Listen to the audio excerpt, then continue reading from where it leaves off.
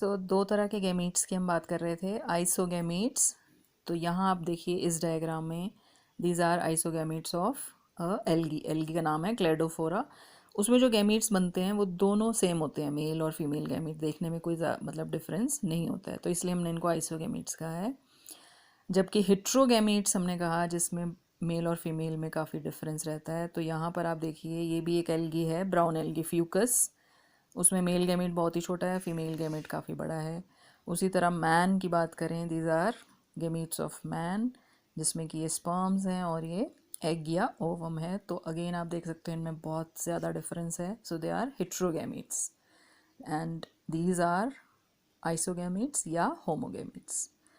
तो एक तो ये हुआ कि ये देखने में कैसे होते हैं। सेकेंडली गैमीट्स बनते कैसे हैं। तो जैसे हमने गैमीट फॉर्मेशन या गैमीटोजेनेसिस की हम बात कर रहे हैं।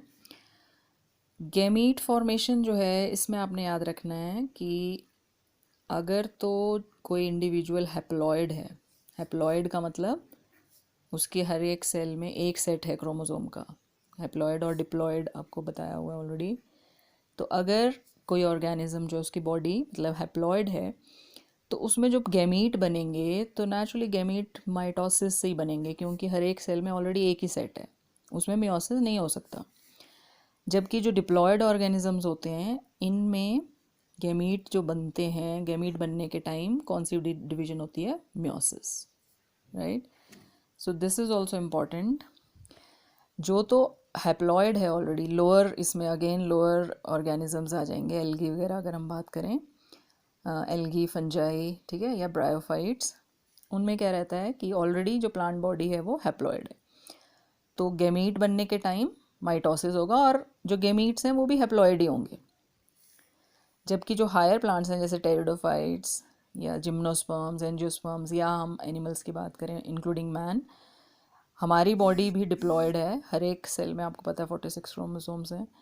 तो जब गैमीट फॉर्मेशन होता है तो वो मियोसिस से होता है, ठीक है। जैसे 46 क्रोमोसोम हैं तो गैमीट्स बनने के टाइम क्या होगा, हाफ हो जाएंगे ना, मियोसिस से बनेंगे गैमीट्स। और मोरोवर एक मियोसिस में आपको पता है एक पेरेंट सेल से 4 डॉटर सेल्स बनते हैं और उनमें सब में हाफ हो जाता है। मियोसिस का पूरा प्रोसेस आपने +1 में पढ़ा हुआ है।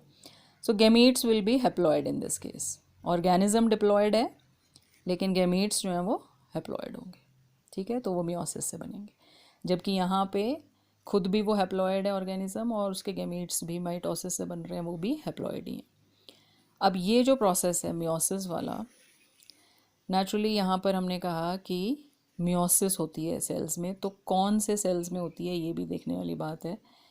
नेचुरली वो स्पेशल सेल्स होते हैं, बॉडी के सारे सेल तो नहीं डिवाइड करते गैमीट्स बनाने के लिए, सिर्फ जो रिप्रोडक्टिव ऑर्गन्स में उनको जर्म सेल्स कहते हैं, या आप कह लीजिए गैमीट मदर सेल्स। मियोसिस किस में होगी, गैमीट मदर सेल्स में। और उनके लिए एक टर्म है यहाँ पर सीबीएसई की बुक्स में, मियोसाइट्स कहा है उनको, ठीक है। ये कोई बहुत मुश्किल टर्म नहीं है। देखो जिसमें मियोसिस होनी है ना, बस उन सेल्स को आपने याद रखना है कि दे आर कॉल्ड मियोसाइट्स या गैमीट मदर सेल्स। जैसे स्पर्म जिससे बनना है वो स्पर्म मदर सेल है, जिससे एग बनना है वो एग मदर सेल है, राइट। सिंपली ये याद रखिए कि जिन सेल्स में मियोसिस होनी है दे आर कॉल्ड मियोसाइट्स, और वो डिप्लॉयड होते हैं, और उनमें मियोसिस जब होती है तो गैमीट्स जो हैं वो हैप्लॉयड हो जाते हैं।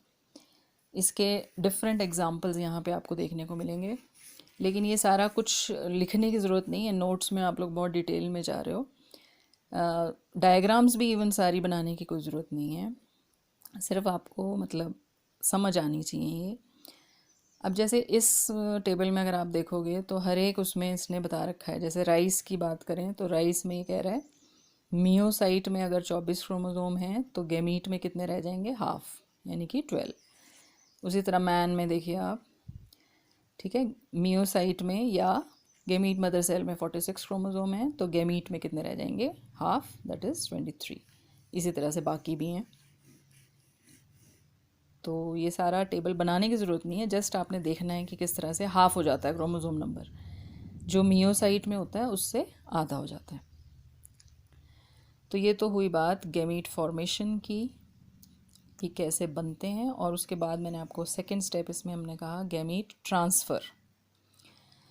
अब गैमीट ट्रांसफ़र जो जनरली मेल गैमीट्स हैं they reach the female gametes, and इसमें भी अगेन लोअर प्लांट्स की हम बात करें, ये देखिए एल्गी, ब्रायोफाइट्स और टेरिडोफाइट्स, लास्ट ईयर भी आपको बताया था कि इनको जो है फर्टिलाइजेशन के लिए या गैमीट ट्रांसफ़र के लिए वाटर इज़ रिक्वायर्ड, और इसी वजह से इनको हमने प्लांट एम्फीबियंस कहा था। तो पानी के ज़रिए ही जो मेल गैमीट्स हैं वो फीमेल गैमीट्स तक पहुंचते हैं, राइट।